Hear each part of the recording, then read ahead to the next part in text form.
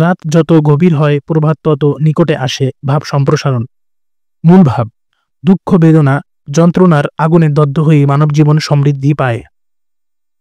রাতের গভীরতা অনিবার্য নিয়মে প্রভাতের ইঙ্গিত দেয়।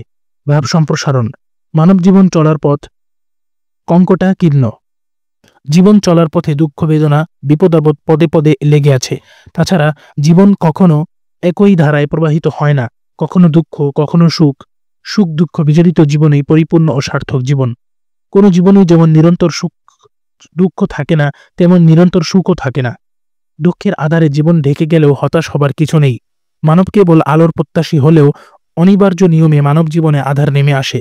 মনে রাখতে হবে, এই আধার কেবল আধারই নয়, এই আধার আলোরই পূর্ব শর্ত। জোয়ার ভাটার খেলায় ভাটার প্রবল টানই জোয়ারকে পাল্টিয়ে দেয়।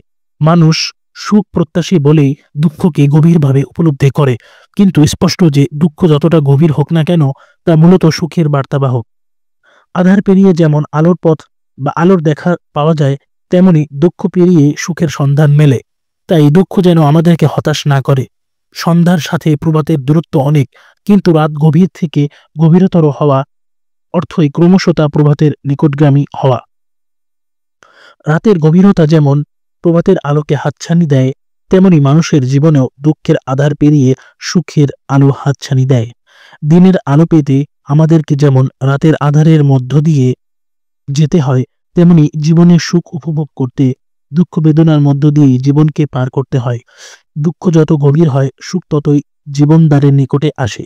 দুঃখকে ভয় পেলে চলবে না। জীবন সমুদ্রে ঝঞ্ঝা বিক্ষুব্ধে যে নাবিক তরি তীরে নিতে পারে, সেই তো প্রকৃত নাবিক। সুখ দুঃখ পালাক্রমে আসে, দিনের পর রাত, আবার রাতের পর দিন। সুতরাং রাত যত গভীর হয় ততই সে দিনের নিকটে পৌঁছে যায়। এটাই প্রকৃতির নিয়ম। তেমনি দুঃখ বেদনা বিপদ যতই গভীর থেকে গভীরতর হয়, বুঝতে হবে সুন্দর জীবন ততই নিকটে। বেদনার শেষ সীমায় অবস্থান করে স্বাচ্ছন্দ্যিক জীবনের খেয়া।